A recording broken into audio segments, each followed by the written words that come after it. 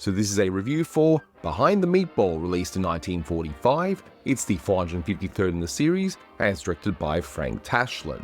You can find this beautiful restoration on the Looney Tunes Collector's Choice Volume 2 Blu-ray set, and I have a link below to that set. You won't find this on YouTube unless Warner Brothers themselves choose to upload it on their own channel, as they're the copyright holders, and if I try to do it here, it'll just get blocked.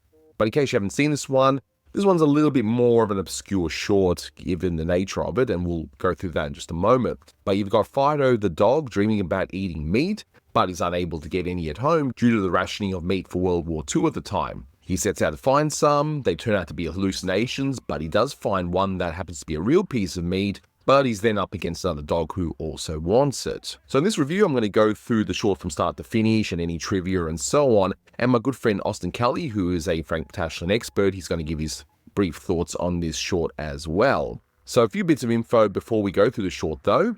The title itself, you may not be aware, but there is a term in pool or billiards. I'm not sure which one. I don't play pool or billiards, but there is a term called behind the eight ball, where a player might be put in a tricky situation where they're not allowed to hit the eight ball, but they have no choice but to hit the eight ball in order to get the white ball out. So that's where it comes from. So it's like a difficult situation where someone's unlikely to escape from. And of course, meatball is meatball, right? So reminds me of the Simpsons reference. Mono means one, and rail means rail. So anyway, now, if you look at the credits, I mentioned that Frank Tashlin directed this short, but he's not credited here. And while if you are familiar with Frank Tashlin's shorts, you'd know it's his work, for most people they wouldn't, because the credit's not there. So in The Unruly Hair, he was credited there, but for his last few shorts at the studio, he's not credited. And the similar thing happened to Tex Avery when he left the studio, or was fired, depending on who you ask.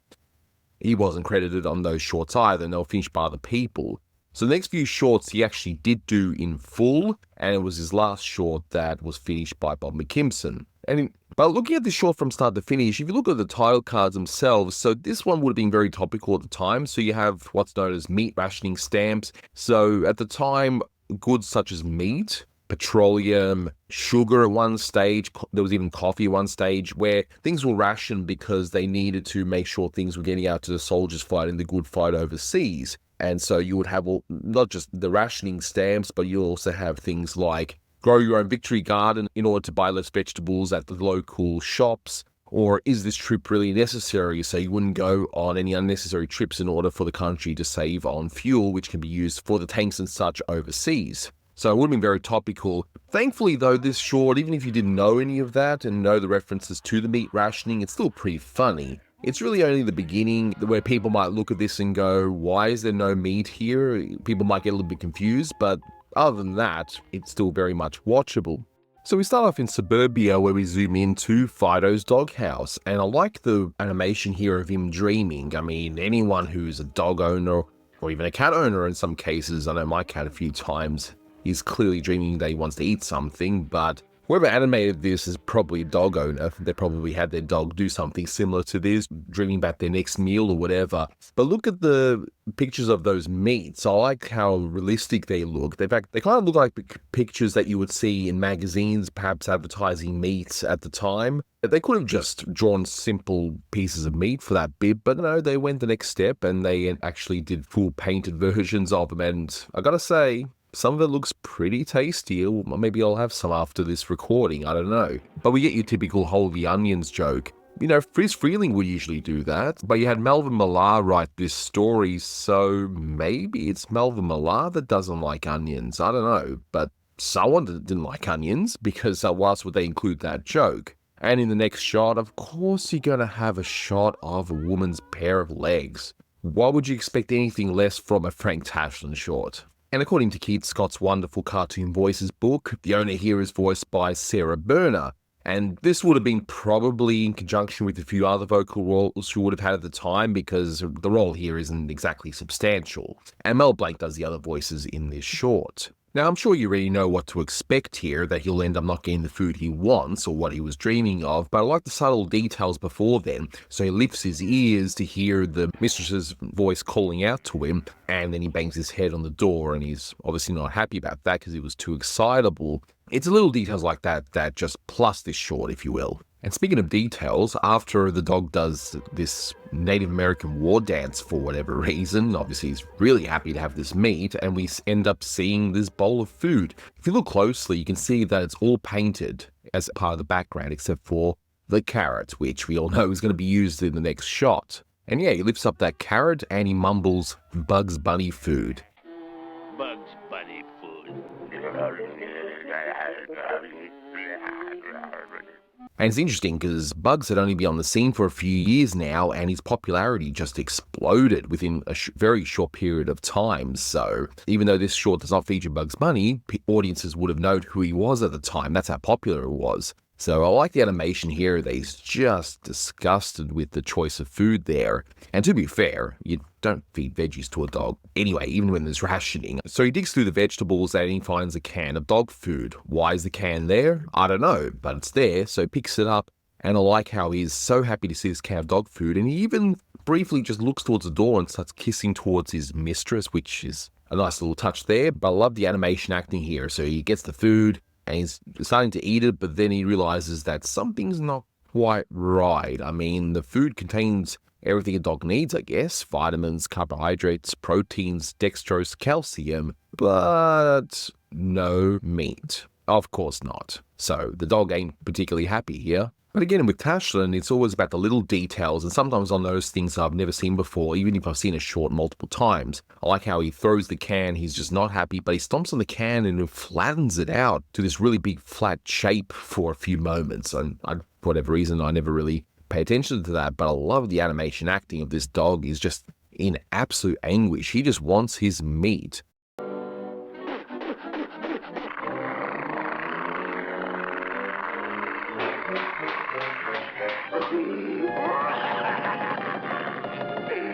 I want meat.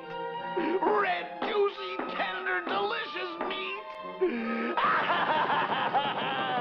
This is similar to a lot of the one-shot shorts that Tashlin did of late, where he would take a long time to set up a premise and then he would go much faster with the gags. And this is definitely one of those times because we're already nearly 3 minutes in and not much has really happened except for the fact that the dog's fantasize about eating meat and he is not going to get any at home. But we see the despair of this dog just wanting to eat meat, and I like how he just briefly stops it to break the fourth wall and ask the audience, hey, you've been in this situation before, right?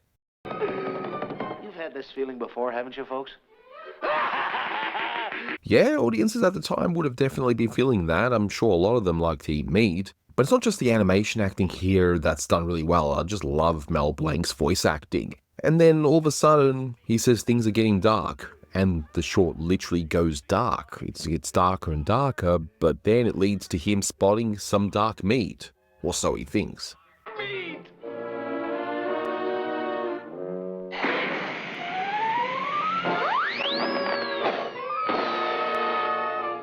So now we get a whole bunch of hallucination gags, which does lead to a nice little payoff. So first of all, he sees a tree trunk as a form of meat that's, of course, US government inspected, because you need that, right? So he grabs the tree stump, rips it in a brilliant piece of animation, and for a brief moment, it looks like he's in some sort of a tree stump thing in the nearby pond. Kind of weird. He then spots a tennis racket, thinks that that's like a T-bone steak. And that effect of him just rushing over to each bit of meat, that's something that's very similar to what Tashlin did in playing Daffy, where Daffy's just speeding like crazy all throughout the villainous's house. So here he's just doing the same thing, but this time with the dog. So he spots the tennis racket. Of course, he rips up the actual string on the actual racket. And we get that brief moment where it looks like he's got a goatee as well. Again, you know, it's the little things in these shorts that I absolutely love. So we see someone driving a vehicle, so a meat market vehicle there, running over a pothole as well.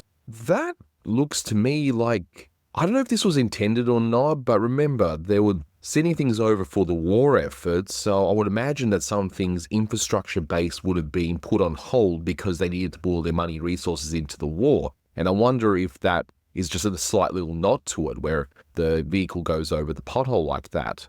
Were they thinking that in depth? I mean, with Tashlin, you don't really know, but who knows? Either way, the vehicle goes over the pothole and a piece of meat escapes, and Fido spots it, races over, but then stops midair thinking, I've been tricked before, this is clearly another hallucination. And the dog says, you can't fool me, nope, nope.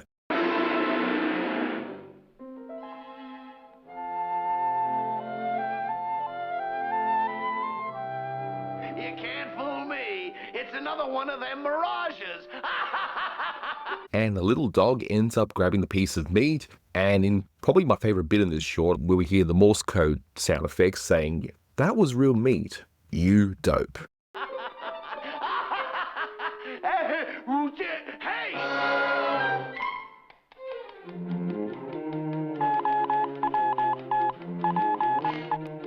So we're about halfway through and everything's now been set up, so the gags now get faster and faster. So first up, he realizes, crap, that was real meat, and he goes after it. So he finds a piece of meat, but this other dog somehow put the other end next to a power pole.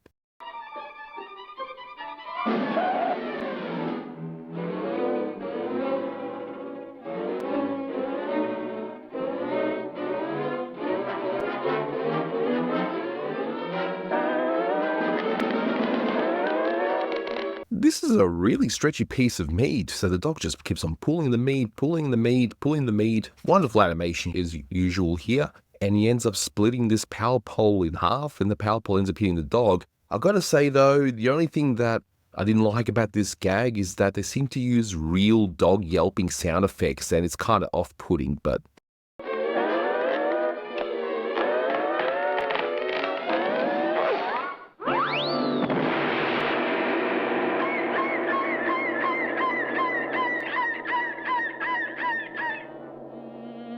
in any case, I like the end effect though. You see this dog's face just looks all squashed there. But despite all that, he sees the meat nearby, goes to get it, but then we see the Bulldog, who's going to be the antagonist for the rest of the short.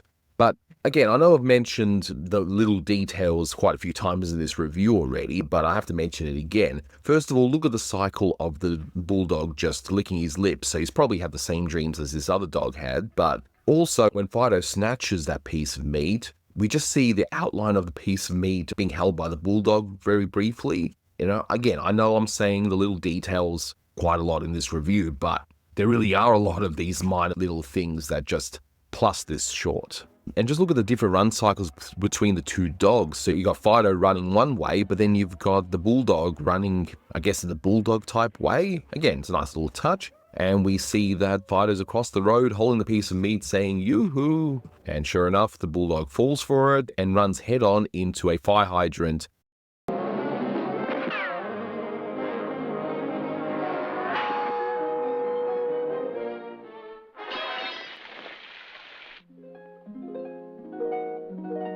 Must have been at really fast speed, because if the fire hydrant just shatters and the Bulldog's all knocked out, he's got these little angel Bulldogs with harbs. Again, nice little detail there. Now, the next gag took me off guard when I first watched this short a while back, and I actually forgot about this. So when rewatching it for this review, I'm thinking, oh yeah, this one had that really interesting kind of meta gag where the dog just stops all of a sudden, tries to explain the situation. So rather than going through the whole tit-for-tat thing, he just decides to talk his way out of it, saying, "Hey, I hope you appreciate my position here, that there was a little dog that took this piece of meat," and so on. But while he's talking, you've got the Bulldog just getting ready to give Fido one massive knock in the face. Now, wait a minute. Let me explain the setup. This is my steak, and a little dog that I never saw before, mind you, came along and took it. So I chased after him and just recovered it. And I'm sure that you will appreciate my position in the... Let me explain. Let me explain. Let me explain. Let me explain. I just love the subtlety of the Bulldog just setting up how he's going to knock Fido out while he's going on about his position in this matter and how he's entitled to this piece of meat and how it's all a misunderstanding. But after he gets knocked out, Fido's like, "Okay, I tried being nice. It's time to get serious." So the Bulldog's walking away with a piece of meat, and here's something that you may not have noticed, but this also shows just how great the animators were at the time. So Tashlin leaves the Bulldog on one cell. That's it. There's no movement, nothing. And all the movement is from the other dog trying to knock him out. So he smacks him on the head first, and his whole body vibrates. He tries to hit him a few more times, but that other cell of the Bulldog just stays the same. You know, it's such wonderful acting, and again, it just shows just how great the animators were at the time. And now we see that little dog that we saw earlier on. and he ends up taking the meat. And I like the effect that Carl Starling used here for the music, how he times the violins to this little dog's walk. He's just walking along holding this piece of meat. So you got the two dogs, they're in shock that this small dog now has the meat, and they literally break apart, just like Tex Avery would have done and had done over at MGM by this point. So now both dogs go after this little dog and end up smashing into this door one by one in a wonderfully timed sequence. And I just like the added effect of the dogs flipping backwards, looking all squished up like cubes of sorts. I don't know.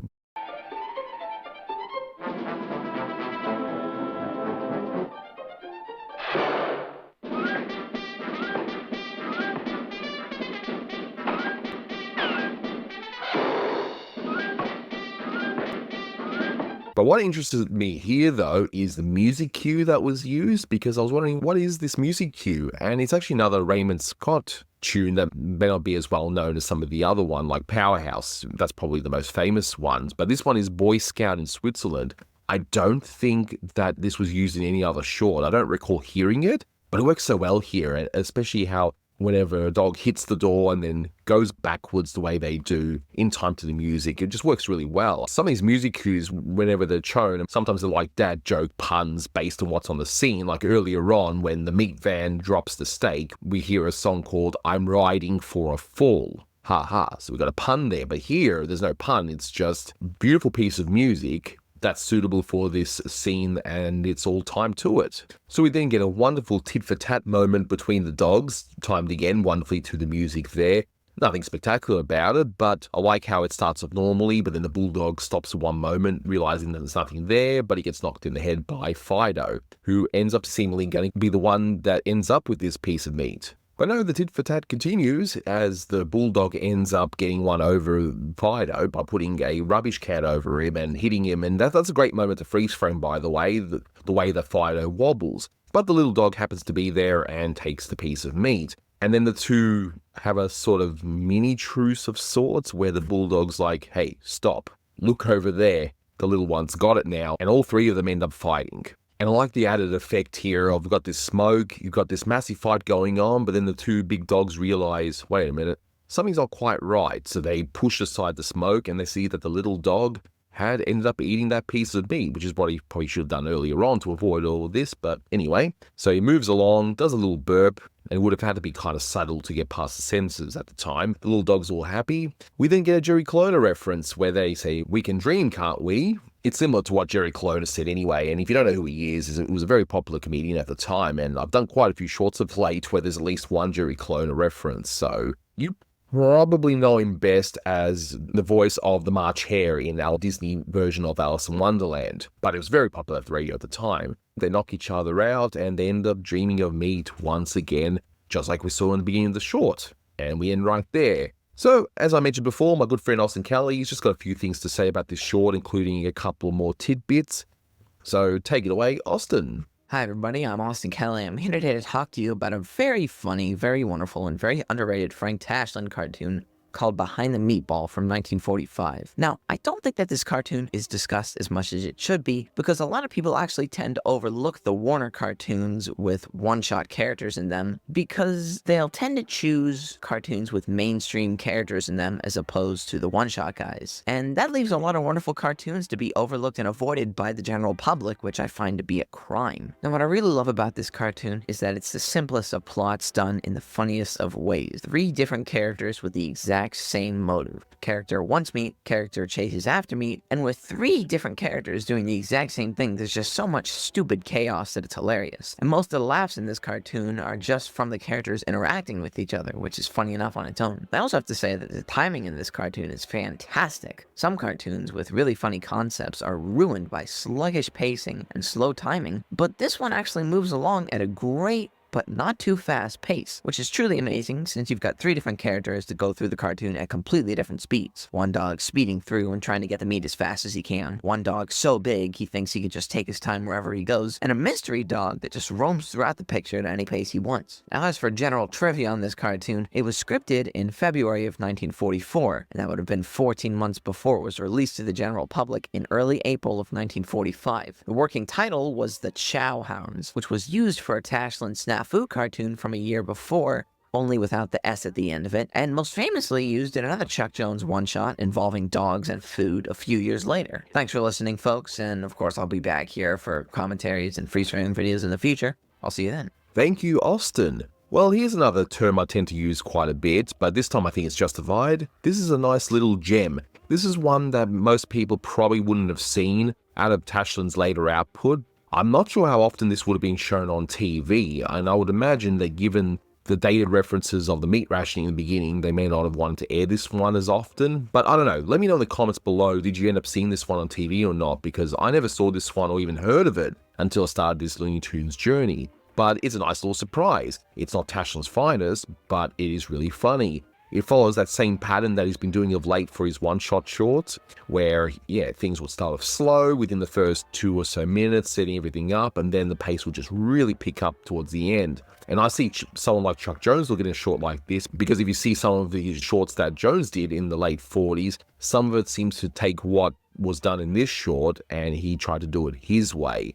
And Jones has definitely admitted that Tashlin was an influence on him anyway, so it's not like he's stealing anything. And hey, and even if it was stealing, you're stealing from the best, right? But anyway, this one gets 8 out of 10. This one was fun, maybe not to go too short for me, but it's still pretty funny. I quite enjoy this one, but let me know what you think in the comments below, but that'll do it for this one. Thank you so much for watching, guys, and until next time, take care. Well, we can dream, can't we?